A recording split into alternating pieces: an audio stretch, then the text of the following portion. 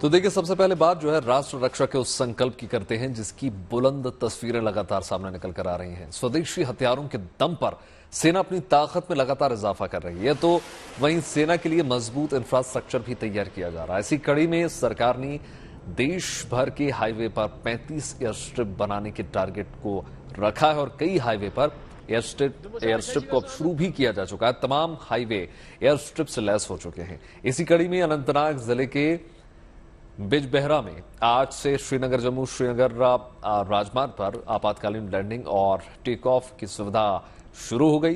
देर रात इस एक्सप्रेसवे पर ट्रायल रन भी किया गया और आज की दूसरी तस्वीर उत्तर प्रदेश के लखनऊ आगरा एक्सप्रेसवे की है, जहां बरसों बाद फिर सुखोई जगुआर की दहाड़ सुनाई देगी।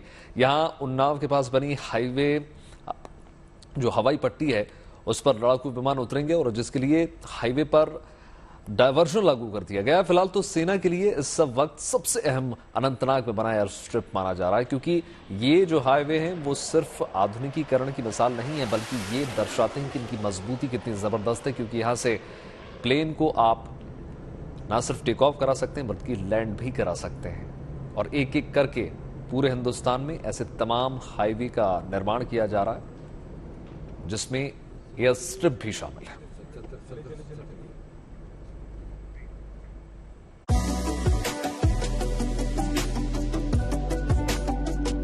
सुखोई से तेजस तक,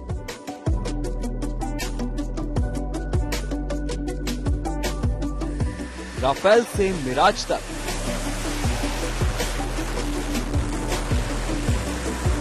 मिग 21 से LCA मार्क II तक,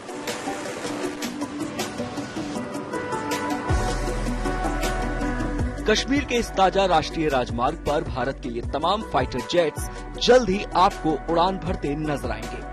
ये वो एक्सप्रेसवे है जिसे देख चीन और पाकिस्तान की नींद हराम हो जाएगी, क्योंकि अब भारत के लड़ाके पल भर में चीन और पाकिस्तान को मुंहतोड़ जवाब देने के लिए इस एक्सप्रेसवे का बहुत जल्द प्रयोग करते दिखेंगे।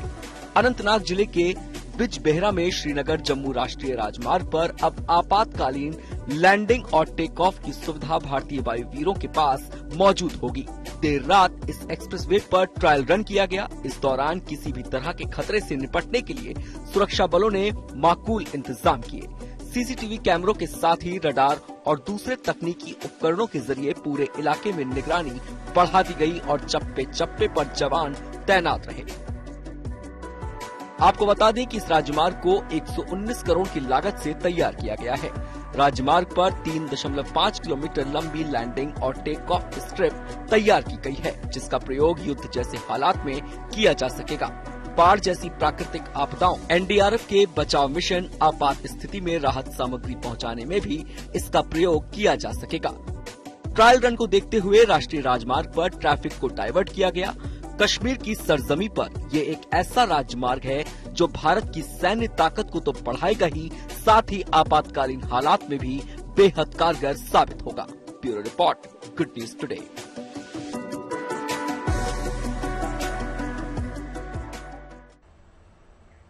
तो चलिए अब समझते हैं कि देश में कहां-कहां ऐसे एयर स्ट्रिप का निर्माण किया जा रहा है और सेना के लिए ये एयर स्ट्रिप क्यों अहम साबित होने जा रहे हैं।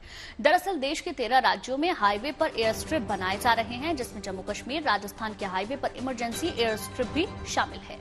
वायुसेना के लिए एयर स्ट्रिप पश्चिमी बंगाल, तमिलनाडु के हाईवे पर भी होगी, जबकि गुजरात, हरियाणा के हाईवे पर वायुसेना के लड़ाकू विमान उड़ और उतर सकेंगे। पंजाब भी उन राज्यों में शामिल है जहां हाईवे पर इमरजेंसी लैंडिंग की तैयारी है। हाईवे पर एयर स्ट्रिप से युद्ध के हालात में बॉर्डर तक पहुंचना आसान होगा और वायुसेना की ताकत बढ़ेगी। बिल्कुल, देखिए, हाईवे पर एयर स्ट्रिप बनाकर भारत दुनिया के उन चुनिंदा देशों में भी शुमार हो गया है जहां पर वायुसेना के पास हाईवे से उड़ान भरने और उतरने की क्षमता है। हम आपको बता दें, ऑलरेडी बता चुके हैं कि जम्मू कश्मीर के बिजबेहरा और चिनार बाग हाईवे पर एयर स्ट्रिप पर ट्रायल पूरा हो चुका है। बिल्कुल, और इसके बाद जल्दी ही दिल्ली मुरादाबाद हाईवे पर भी एयर स्ट्रिप बनकर तैयार हो जाएगा। उत्तराखंड में रामपुर काठगोदाम हाईवे पर भी एयर स्ट्रिप बनेगा। उत्तर प्रदेश में लखनऊ वाराणसी हाईवे पर भी वायुसेना के लिए एयर स्ट्रिप बनाया जाएगा। बिहार की बात अगर हम करें तो यहां पर देखिए किशनगंज इस्लामपुर हाईवे पर भी एयर स्ट्रिप होने जा रहा है। झारखंड में जमशेदपुर बालासोर हाईवे पर एयर स्ट्रिप पर वायुसेना के विमान उड़ते और उतरते देखेंगे। वहीं पश्चिम बंगाल में खड़गपुर क्योंझर हाईवे पर भी एयर स्ट्रिप की सुविधा होगी। जबकि देखिए असम में मोहनबाड़ी और तिनसुकिया हाईवे पर भी एयर स्ट्रिप का निर्माण होगा। उड़ीसा में छतरपुर दीघा हाईवे पर भी एयर स्ट्रिप की तैयारियां तमाम हैं। राजस्थान की अगर बात करें तो फालोदी जैसलमेर हाईवे पर एयर स्ट्रिप पर वायुसेना के विमान उड़ेंगे उतरेंगे। वहीं गुजरात में द्वारिका मालिया हाईवे पर भी एयर स्ट्रिप का निर्माण होगा। अब बात आंध्र प्रदेश की कर ली जाए। आंध्र प्रदेश में देखिए विजयवाड़ा राजामुद्री हाईवे पर भी एयर स्ट्रिप बनाया जाएगा। यहीं तमिलनाडु में चेन्नई पुडुचेरी हाईवे पर एयर स्ट्रिप नजर आने जा रहा है आपको। बिल्कुल, हाईवे पर हवाई पट्टी की क्या जरूरत है, विस्तार से बात करें तो सबसे पहले आपको बता दें कि ज्यादातर समय युद्ध के हालातों में वैकल्पिक रनवे के तौर पर हवाई पट्टी का काम करते हैं, जब पारंपरिक वायुसेना स्टेशंस पर विमानों को उतारना मुश्किल हो जाता है। बिल्कुल, देखिए विमानों को उतारना मुश्किल हो जाता है और इन्हीं वैकल्पिक हाईवे पट्टी पर विमानों को लैंडिंग करवाई जाती है। राष्ट्रीय सुरक्षा और देश की सैन्य ताकत के लिहाज से ये एक स्टेप बहुत अहम महत्वपूर्ण भूमिका निभाती है। भारत के लिए पाकिस्तान और चीन ही सबसे बड़ी चुनौती है। ये एयर स्ट्रिप चीन के खिलाफ हिंदुस्तान की ताकत बढ़ाने में मील का पत्थर साबित होगा। गुंजन, बिल्कुल, सीमा के करीब होने की वजह से यहां फाइटर जेट्स की लैंडिंग और टेक ऑफ को अंजाम दिया जा सकता है। एयर स्ट्रिप बनने के बाद विमानों के लिए दूसरे जरूरी संसाधनों का विकास भी किया जा सकेगा। जरूरत पड़ने पर विमानों के फ्यूल और एयर ट्रैफिक कंट्रोल का इंतजाम भी हो जाएगा। युद्ध के हालात में दुश्मन भारतीय वायुसेना को कमजोर करने के लिए एयर स्ट्रिप और एयरबेस पर हमला कर सकता है। अब थोड़ा इतिहास पर नजर डालें। 1971 में भारत जो है पाकिस्तान युद्ध में पाकिस्तान ने भुज की एयर स्ट्रिप को नष्ट कर दिया था। ऐसे ही खतरे को भांपते हुए सरकार ने पूरे देश में एयर स्ट्रिप का जाल बिछाने पर काम लगातार जारी कर दिया है और एक एक करके तमाम ऐसे हाईवेज हैं जिनका निर्माण किया जा रहा है। बिल्कुल, और चलिए अब बात कर लेते हैं चढ़ते पारे की। अप्रैल शुरू हो चुका है, लेकिन अभी से मई जून वाली गर्मी नजर आने लगी है। आने वाले 3 से 4 दिन में तापमान बढ़ने का अनुमान है। इसकी वजह पाकिस्तान, राजस्थान और गुजरात से लगातार आ रही गर्म हवाएं बताई जा रही हैं। मौसम वैज्ञानिकों के मुताबिक अप्रैल के महीने में पिछले साल के हिसाब से अधिकतम न्यूनतम तापमान में इजाफा देखा जाएगा। अप्रैल के पहले सप्ताह में दिन का पारा 2 से 3 डिग्री बढ़ने की संभावना है। तापमान 38 से 39 डिग्री तक पहुंचने के आसार हैं। वहीं अप्रैल के आखिरी सप्ताह में तापमान में और अधिक बढ़ोतरी होने की संभावना है, यानी कि अप्रैल का पूरा महीना गर्म ही रहेगा। कैसे इस लू से बचा जाएगा आपको बताते हैं एक मैप के जरिए, साथ ही दिखाएंगे कि इस साल कैसे बढ़ने वाली है गर्मी। पिछले साल 12 से 20 अप्रैल के बीच बंगाल, बिहार, उड़ीसा, आंध्र प्रदेश में लू का पहला दौर आया। मौसम विभाग का अनुमान है कि अप्रैल में इस साल सबसे ज्यादा गर्मी पड़ सकती है और इस साल हीट वेव के दिन भी ज्यादा होंगे। पिछले साल 31 मई से 20 जून तक बिहार और बंगाल में 21 दिन और 11 से 21 जून तक पूर्वी उत्तर प्रदेश, झारखंड और उड़ीसा में लू के 12 दिन का दौर चला था। वहीं 2021 की अगर बात करें तो अप्रैल के महीने में एक दिन भी लू नहीं चली थी। इस साल अप्रैल से जून तक देश में 85% से ज्यादा हिस्सा हीट वेव में आ सकता है, जबकि 2023 में यह आंकड़ा 60% तक सीमित था। यानी कि आप समझ जाइए कि इस बार आपको गर्मी का सामना बहुत ज्यादा करना है। मौसम विभाग का कहना यह है कि देश में इस साल 10 से 20 दिन के 3 से 4 दौर हीट वेव के आएंगे और ऐसा भी हो सकता है कि लू का कोई एक दौर पिछला रिकॉर्ड तोड़ दे। इसीलिए हीट वेव से बचने के लिए पहले से तैयारी करना बहुत जरूरी है। राष्ट्रीय प्रबंधन प्राधिकरण की हीट वेव गाइडलाइन के मुताबिक 23 राज्यों और 200 से ज्यादा शहरों के लिए एक्शन प्लान भी तैयार कर लिया गया है और हीट वेव से सावधानी ही बचाव का एकमात्र उपाय है। वहीं लू की चपेट से बचने के लिए खूब आपको पानी पीना चाहिए। धूप में निकलने पर छाते का इस्तेमाल करना चाहिए। सर को हमेशा ढकना चाहिए, चाहे आप रुमाल रखें, कोई कपड़ा रखें या कैप पहने। गर्म हवा से आंखों के बचाव के लिए आपको सनग्लासेस पहनने चाहिए। ये तमाम वो तरीके हैं जिससे आप खुद को हीट वेव से बचा सकते हैं और गर्मी के इस हाल में अपने आप को सुरक्षित रख सकते हैं।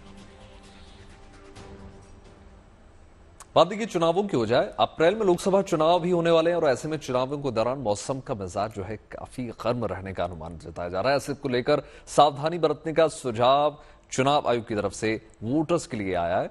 आने वाले 2 महीनों में आखिर कैसा रहने वाला है तापमान और मौसम का उतार चढ़ाव, ये जानने के लिए हमने बात की IMD के वरिष्ठ मौसम वैज्ञानिक से। सुनिए।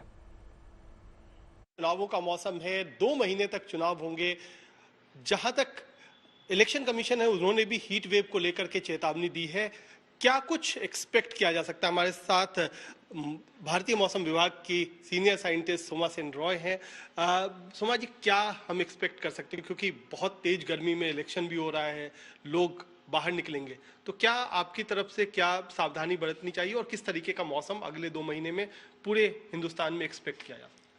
देखिए, अगर पूरा अगर इंडिया का बात करें तो एक ही सेंटेंस में बताना थोड़ा मुश्किल होगा, मगर ये तो बात साफ है कि जब आपका main election season voting time रहेगा आपका अप्रैल मई में, स्पेशली मई जून तक चलेगा इस बार, तो इस समय आपका हीट वेव्स होने का प्रोबेबिलिटी रहेगा। साथ ही साथ गर्म हवाएं चलेगा जिसके कारण से सनस्ट्रोक, हीट स्ट्रोक होने का पॉसिबिलिटी रहेगा। बाहर के इलेक्शन रैलीज में लोगों का इकट्ठा होने का टेंडेंसी रहेगा। ज़्यादातर हम लोग गर्मी में देख के दिन के समय हम बाहर नहीं जाते हैं, मगर इस समय क्योंकि इलेक्शन रैलीज भी रहेंगे तो सावधानी ज़्यादा लेना पड़ेगा, क्योंकि बहुत लोग इकट्ठा होने से उनमें से जिनका भी तबीयत थोड़ा खराब रहेगा इसका खराब इफेक्ट होने का चांसेस रहेगा। और आगे जैसा सीजन बढ़ता जाएगा, हम इलेक्शन कमीशन के साथ भी हमारा ताल्लुक पूरा इंडिया का सारे मौसम विभाग के साथ रखा हुआ है, और जब भी कोई डिजास्टर्स वेदर दिखेगा हम लोग इंटीमेट करते रहेंगे। तो निश्चित तौर पर अगले 2 महीने बहुत महत्वपूर्ण हिंदुस्तान के राजनीति के हिसाब से तो है ही, लेकिन जैसे जैसे राजनीति का पारा चढ़ेगा उसी तरीके से मौसम का भी पारा चढ़ता जाएगा। इसीलिए सावधानी विशेष तौर पर बरतने की जरूरत कि आप राजनीतिक पारे में ज्यादा उत्साहित होकर के बाहर निकलेंगे तो शायद जो मौसम का पारा है वो आपकी परेशानी ज्यादा बढ़ा देगा। इसलिए दोनों तरफ से आपको एक बैलेंस बनाने की जरूरत भी रहेगी। कैमरामैन आलोक दास के साथ कुमार कुणाल, दिल्ली। अप्रैल की शुरुआत में ही साउथ इंडिया में गर्मी का आगाज हो गया। यहां इंसान तो जैसे तैसे खुद को गर्मी की तपिश से राहत पहुंचा पा रहे हैं, मगर जानवरों की हालत गर्मी के इस मौसम में हलकान हो गई है। मंगलुरु के एक नामी चिड़ियाघर में पशु पक्षियों को गर्मी से निजात दिलाने के लिए कुछ विशेष प्रयास किए गए हैं।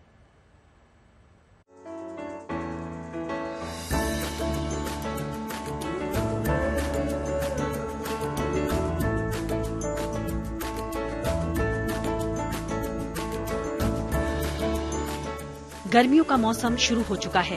धीरे धीरे इस मौसम की दुश्वारियां भी सामने आएंगी, लेकिन गर्मी की दिक्कतों से ये बेजुबान फिलहाल 2-4 होना शुरू हो गए हैं। तस्वीर दक्षिण राज्य कर्नाटक की है, जहां उत्तर भारत से पहले ही गर्मी दस्तक दे चुकी होती है। ऐसे में देश के दक्षिण भाग में गर्मी और बरसात दोनों ही मौसम में जानवरों की परेशानियां बढ़ जाती हैं। The main problem at present season is very warm. In South Canada, usually during rainy monsoon season, is very heavy rains here, and in summer, hot with the humidity. So our animals are suffering from these two extremities. दक्षिण कन्नड़ में मंगलुरु जू इन जानवरों का आशियाना है, लेकिन यहाँ पड़ रही भीषण गर्मी और हीट वेव से जूझते इन जानवरों को जू प्रशासन राहत देने की कोशिशें कर रहा है। पिलकुला बायोलॉजिकल पार्क में हीट वेव से इन बेजुबानों को राहत पहुँचाने के लिए पानी और पंखे का सहारा लिया जा रहा है।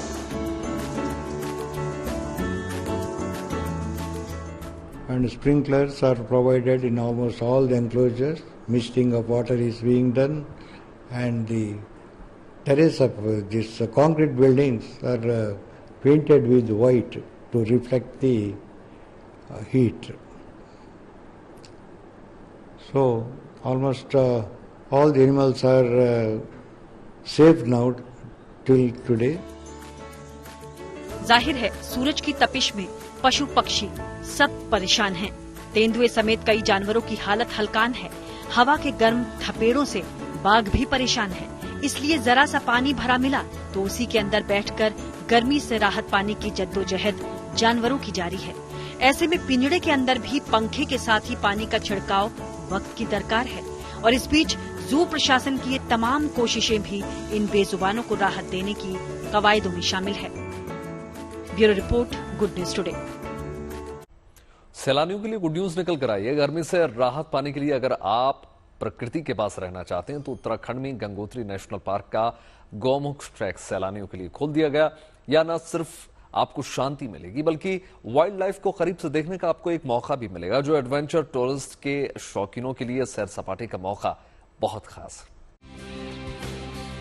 उत्तरकाशी से सैलानियों के लिए एक अच्छी खबर आई है। विश्व परिषद गंगोत्री नेशनल पार्क के गेट 1 अप्रैल से पर्यटकों के लिए खोल दिए गए हैं। विधिवत पूजा पाठ के साथ इस नेशनल पार्क का ताला पर्यटक और पर्वतारोहियों के लिए खोल दिया गया है।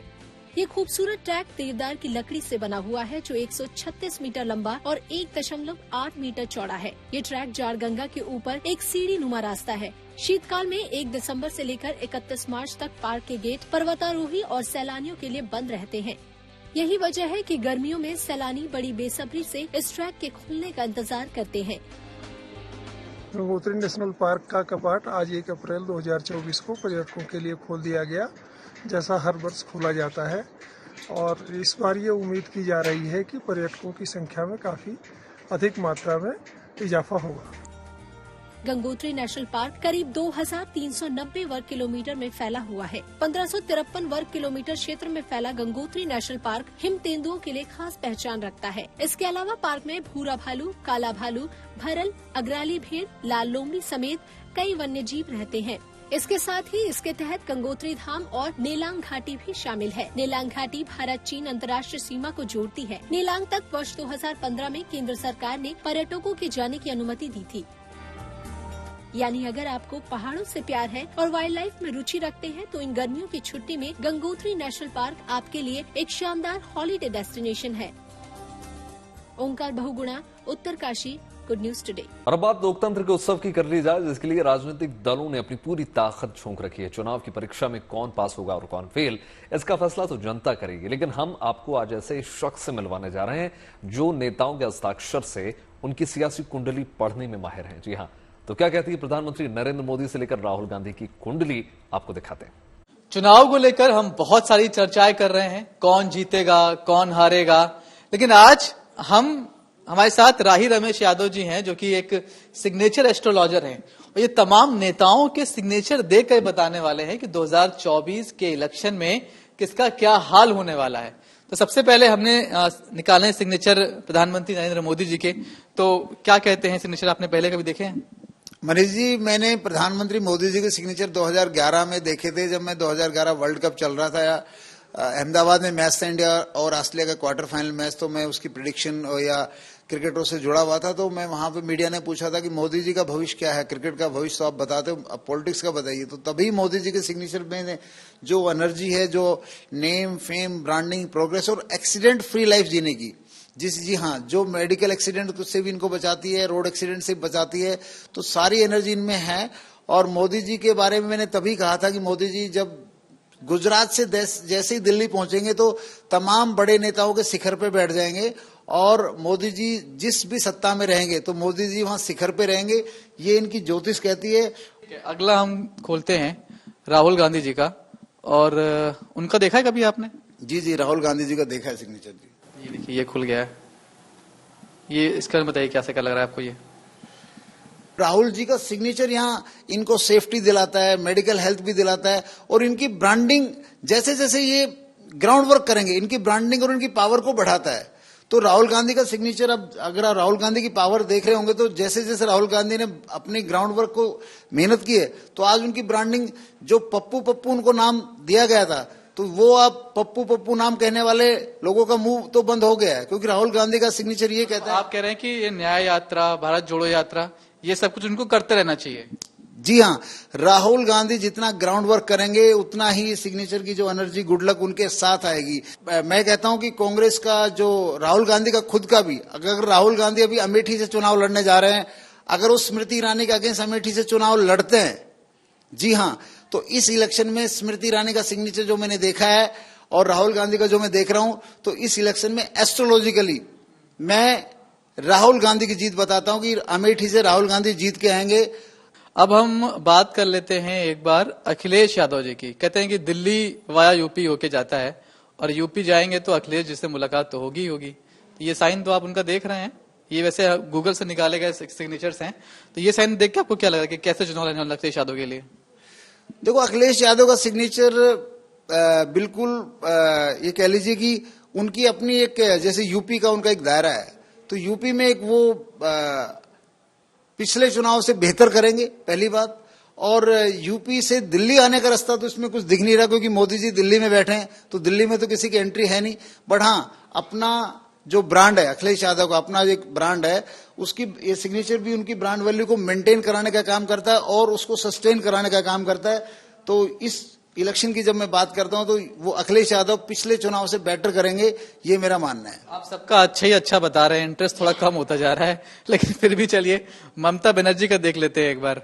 ममता बनर्जी का सिग्नेचर जैसे होता है कि आपने क्रिकेट में राहुल द्रविड़ को दवाल कहते थे ना, तो ममता बनर्जी का सिग्नेचर भी उनको दवाल बनाता है।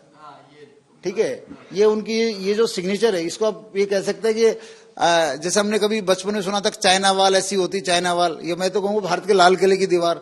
तो ममता बनर्जी के किले में किसी की भी एंट्री इतनी आसान नहीं है। ममता बनर्जी का सिग्नेचर उनको अपने वाल की घेराबंदी के लिए बहुत ही मजबूत लीडर बनाता है, बहुत मजबूत लीडर बनाता है। उनके किले में कोई सेंध मार जाए इतना आसान नहीं है। तो ये जो इलेक्शन है 2024 का, ये इलेक्शन में जो अगर मैं बात करूं ममता और मोदी जी की जो सीटों की बात करूं उसमें, तो ये मोदी जी का प्रधानमंत्री बनना तो तय दिखा रहा है उनका सिग्नेचर, लेकिन ममता जी के किले में मोदी जी एकदम रूल नहीं कर पाएंगे। उसमें ममता जी का सिक्का, ममता जी का झंडा भी बुलंद रहेगा उनके इलाके में। अब एक आपसे मैं नेता जी का पूछता हूं, उनके सितारे बहुत खराब चल रहे हैं आजकल, कम से कम जो हालात दिखाई पड़ रहे हैं।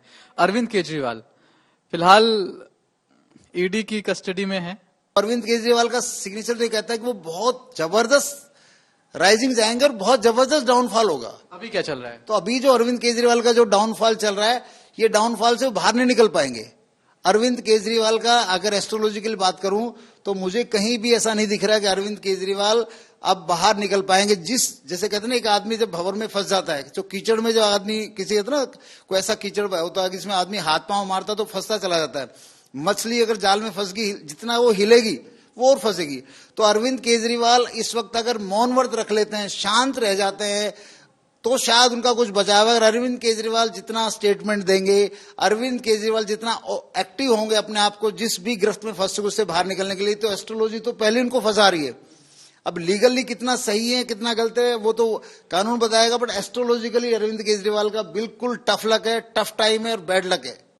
इन दिनों बॉलीवुड एक्ट्रेस कंगना रनौत का एक अलग ही चेहरा देखने को मिल रहा है। बीजेपी ने हिमाचल प्रदेश के मंडी से कंगना रनौत को लोकसभा का टिकट दिया है। टिकट मिलते ही बॉलीवुड की एक क्वीन लोगों के बीच जनसेवक बनकर उतर गई है। हिमाचल के मंडी से बीजेपी प्रत्याशी कभी लोगों को चाय पिलाती नजर आ रही है, तो कभी कार्यकर्ताओं के बीच उनके स्वागत में जय श्री राम के नारे लगाए जा रहे हैं। टिकट देने के पार्टी लीडरशिप के फैसले को अभिनेत्री हर तरह से वाजिब ठहराने की कोशिश कर रही है।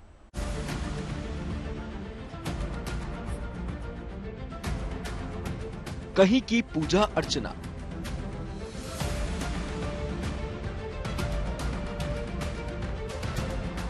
तो कहीं पिलाई सियासी चाय।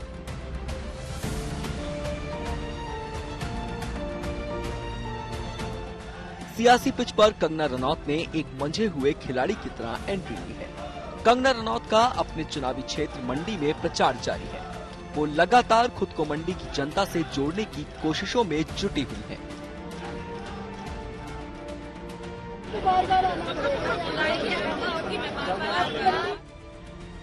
सोमवार को कंगना ने अपने लोकसभा क्षेत्र मंडी में भगवान के आशीर्वाद के साथ चुनावी प्रचार की शुरुआत की। हिमाचल प्रदेश के मंडी में भीमा काली मंदिर में पूजा की, जहां उनके साथ हिमाचल के पूर्व मुख्यमंत्री जयराम ठाकुर भी मौजूद थे। कंगना की राजनीतिक पारी अभी शुरू ही हुई है, लेकिन उनके तेवर किसी सधे हुए राजनेता से कम नहीं है। अपने संसदीय क्षेत्र मंडी की कार्यकर्ता बैठक में भाग लेने पहुंची कंगना ने सीधे तौर पर ऐलान कर दिया कि न सिर्फ वो पार्टी के 400 पार के नारे पर काम करेंगी, बल्कि उनकी कोशिश होगी कि हिमाचल की सभी 4 सीटों पर बीजेपी की जीत हो। अब की बार 4 की 4 जो हिमाचल का नारा है, 4 सीटें हैं, 4 की 4 हम जो है वो 400 पार का जो एक प्रण है, जो लक्ष्य है, उसमें हम कैसे उसको सहयोग करेंगे, उसी के लिए एक स्ट्रेटेजिक मीटिंग है। और मेरी जो है पहली बार मेरी सब पदाधिकारियों से इंट्रोडक्शन हो रही है, तो ये मेरे लिए बहुत ही इम्पोर्टेंट डे है, नीडलेस टू से। कार्यकर्ता बैठक के लिए पहुंची कंगना का लोकल कार्यकर्ताओं ने भव्य स्वागत किया। फूलों की बारिश के बीच जय श्री राम के नारे गूंजे।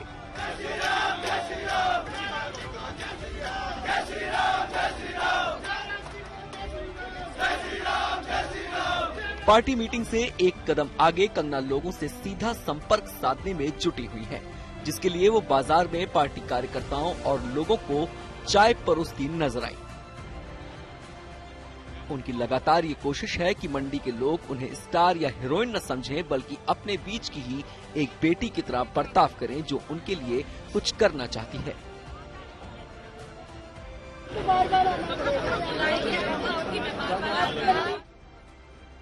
लोगों के बीच भले ही कंगना का विनम्र व्यक्तित्व सामने आया हो, लेकिन विपक्ष पर हमला करने में उनकी जुबान की धार में कोई कमी नहीं आई है।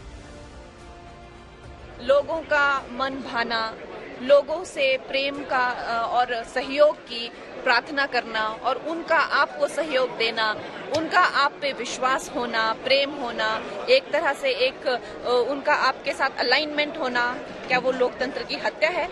वो लोकतंत्र की हत्या नहीं है, वही लोकतंत्र है। उनको शायद पता नहीं है लोकतंत्र की डेफिनेशन क्या है। सिल्वर स्क्रीन से निकलकर मंडी की सड़कों पर कंगना का एक अलग ही चेहरा लोगों को देखने को मिल रहा है। ये लोगों के बीच एक ऐसी छवि बनाने की कोशिश है जो बॉलीवुड के अछूते सितारे कहीं आगे राजनीति के धरातल पर उतरकर लोगों के बीच रहना चाहती है। Bureau report, good news today. तो चलिए अब आपको एक ऐसे रामायण की पुस्तक दिखाने जा रहे हैं जिसे 5 साल की मेहनत के बाद मूल प्रति से कई भाषाओं में अनुवाद किया गया है। आपको लगेगा कि ऐसा तो कई लोग पहले भी कर चुके हैं, लेकिन ये रामायण बिल्कुल अलग है, जुदा है। ऐसे विश्व के सबसे महंगे कागज पर प्रिंट किया गया है और पूरी तरह से हर्बल इंक से इसको प्रिंट किया गया है, जिससे ये वर्षों वर्षों तक यूं ही सुरक्षित रहेगी। इस पुस्तक को अयोध्या के कई स्थानों पर दर्शन के लिए रखा गया है ताकि लोग जो है इसके बारे में जान सकें और इसे खरीद कर अपने घर में रामायण की संस्कृति सहेज सकें। प्रकाशकों का जो उद्देश्य है वो ये है कि लोग रामायण को अपनी भाषा में समझ भी सकें, क्योंकि ज्यादातर लोगों को संस्कृत भाषा समझने में दिक्कत आती है, लेकिन ये तमाम ट्रांसलेशंस के साथ उपलब्ध है और बहुत मजबूत स्याही है। इसमें सबसे बड़ी बात यह है कि पूरी संस्कृत लोग समझ नहीं पाते आजकल के ज़माने में। जो समझते हैं उनके लिए तो अच्छा है ही, जो नहीं समझते हैं अब वो भी रामायण को पूरा समझ सकते हैं और अपने जीवन में इसकी अच्छाइयों को उतार सकते हैं। अब खबर दिल्ली से। दिल्ली के लोगों को जल्द ही 2 ऐसे पार्कों का तोहफा मिलने वाला है जहां जाने पर पुरातन दिल्ली का एहसास तो होगा ही, प्रकृति के बीच कुछ वक्त गुजारने का मौका भी मिल सकेगा। दिल्ली के राज्यपाल विनय कुमार सक्सेना ने दक्षिण दिल्ली में संजय वन और मेहरोली पुरातत्व पार्क का दौरा करवाया। वहां करवाए व्यापक जीर्णोद्धार और सौंदर्यीकरण कार्यों की प्रगति की समीक्षा की। मानसून से पहले इन कामों को पूरा करने का लक्ष्य निर्धारित है। संजय वन में अनंगताल, लालकोट बावली और किला राय पिथौरा में जल निकायों के साथ मेहरौली पार्क में मौजूद ऐतिहासिक बलबन के मकबरे, जमाली कमाली मस्जिद और राजों की बावली को भी देखा गया।